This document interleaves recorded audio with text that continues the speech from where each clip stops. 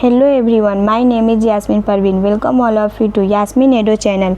आज मैं स्टार्ट करने जा रही हूँ चैप्टर 2 में है मज़मून। तो आइए हम लोग देखते हैं मज़मून में क्या क्या है। तो मज़मून का अलिफ में है मज़मून, बा में है ख्वाजा हसन नज़ामी, जिम मिट्टी का तेल। ख्वाजा हसन नज़ामी मुसन्निफ़ हुए, मिट्टी का तेल ये अहम मौजू हुआ, यानी ये मेन टॉपिक हुआ। उसके बाद हम लोग करेंगे सवालात। तो आइए हम लोग देखते हैं कि मज़मून क्या है।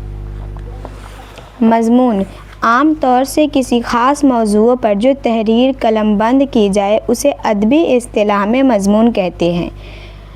अंग्रेज़ी में इसके लिए ऐसे लफ्ज़ मखसूस है। अंग्रेज़ी हो या उर्दू, उस एक लफ्ज़ के दायरा कार में गाये पर लिखे नुस्खे से लेकर किसी आलिमाना मौज़ूअ का अहाता करने वाली तहरीक को शामिल किया जाता है।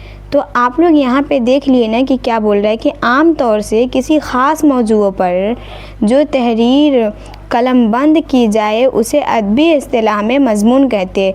यानी मज़मून बहुत सारे लिखाता है। जैसे अब तो एआई का ज़माना हो गया, जैसे अपनी माँ के जन्नत तलों में मज़मून लिख सकते हैं, बहुत सारी चीज़ों पे मज़मून लिख सकते हैं, कंप्यूटर पे मज़मून लिख सकते हैं। तो यहाँ से हम लोग कंटिन्यू करते हैं। गैर अफ़सानवी अदब से ताल्लुक़ रखने वाली ये सिन्फ़ अपनी गुनागो खूबियों की वजह से मरकज़ियत की हामिल रही है। बाउलूम मज़मून निगार से ये तोक़ा की जाती है कि वह किसी मौज़ूअ के तय मारूज़ी रोया इख्तियार करे और उसका नुक्ता नज़र औलेमाना हो। मज़मून के लिए ये भी ज़रूरी है कि लिखने वाला अपनी बातों को सिलसिलावार तरीके से बयान करे और वह अपने मौज़ूअ के तमाम पहलुओं पर कादिर रहो।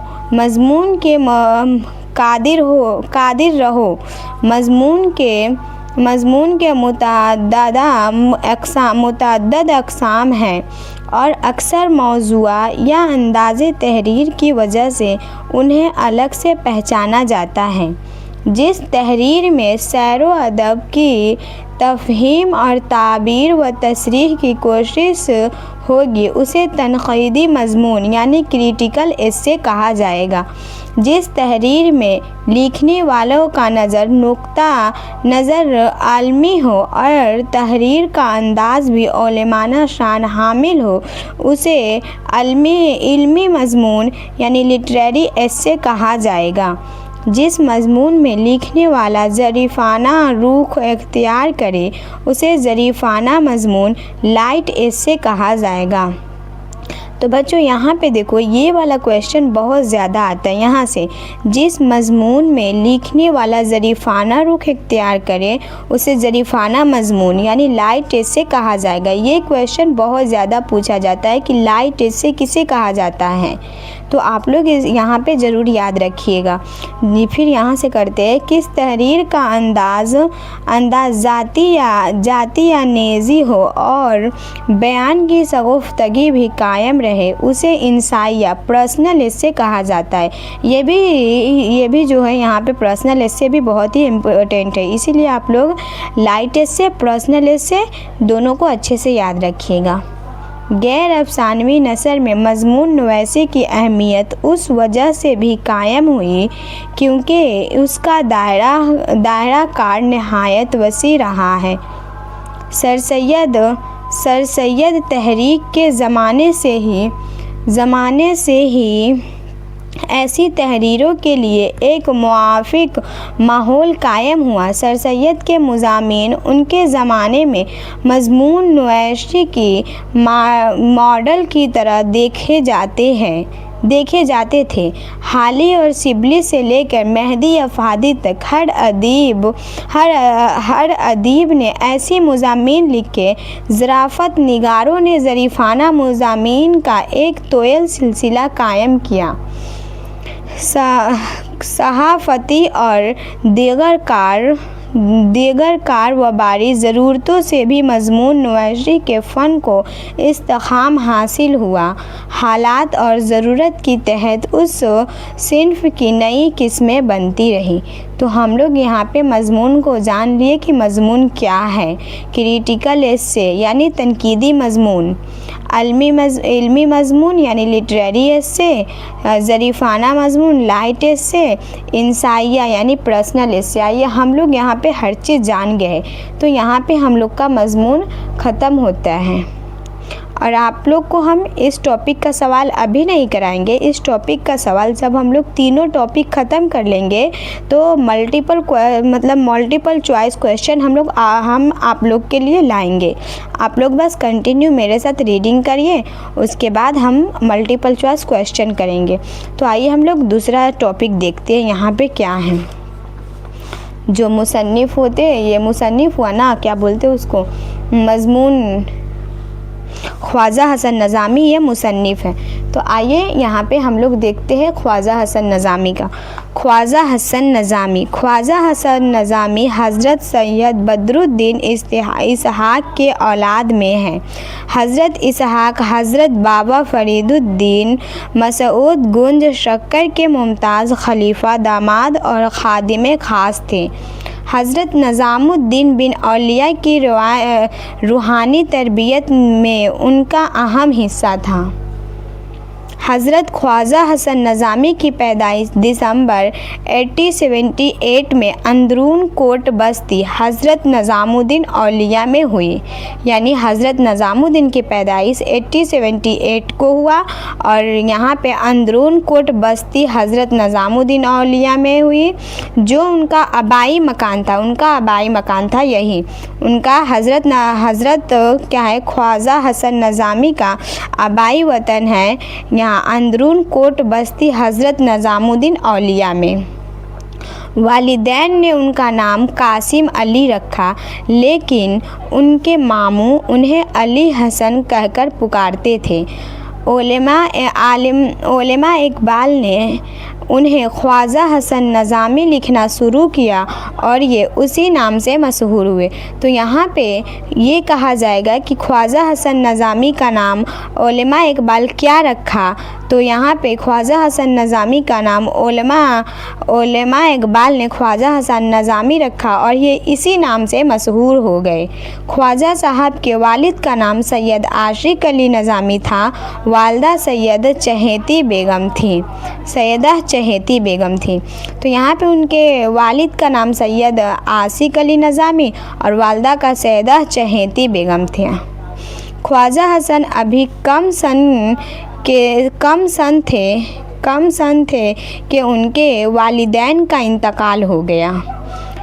उनके बड़े भाई सैयद हसन अली शाह ने उनकी कफ़ालत की। ख्वाजा हसन नज़ामी ने मुख्तलिफ उस्ताद से कुरान व हदीस की तालीम हासिल की। 18 बरस की उम्र में अपने चचा की लड़की सैयदा हबीब बानो से निकाह हुआ। पहली बीवी के वसाल के बाद सैयदा महमूदा ख्वाजा बानो से निकाह किया। ख्वाजा साहब की इब्तदाई ज़िंदगी बड़ी परेशानियों में बसर हुई। उन्होंने हल्का नज़ामुल मशाक और रसाला नज़ामुल मशाक की बुनियाद डाली और अपने अहबाब के साथ मिलकर दरगाहों और खानाकाहों के इस्लाह पर बेरा उठाया। उस सिलसिले में उन्होंने बहुत तकलीफ़ें उठाई और मुखालफत बर्दाश्त की। उन्होंने मुख्तलिफ हिंदू तीर्थ स्थानों की भी यात्रा की और हिंदू साधुओं से फ़लसफ़ा वेदांत सीखा। ख्वाजा हसन नज़ामी ने 200 से ज़्यादा किताबें लिखे, जो हर जगह ज़बान नहायत सादा इस्तेमाल की। सहाफ़ी की हैसियत से भी उन्होंने बड़ा नाम पैदा किया। रोन नामचे और कलमी चेहरे तो एक तरह से उनके एजाद हैं। 1857 से मुताल्लिक़ उनके किताबें पढ़िए तो दिल तरफ उठता है। जो वो 1857 में किताब लिखे थे, जो उसको अगर आप लोग पढ़िएगा तो दिल तरफ उठता है। उन्होंने श्री कृष्ण पर भी जहन्नम किताब लिखी। हज़रत निज़ामुद्दीन औलिया की स्वांख निज़ामी मंसूरी के नाम से तरतीब दी। सी पारह दिल उनकी अंसार पर उनकी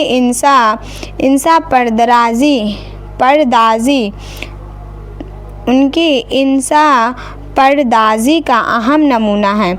31 जुलाई 1955 को उनका इंतकाल हुआ।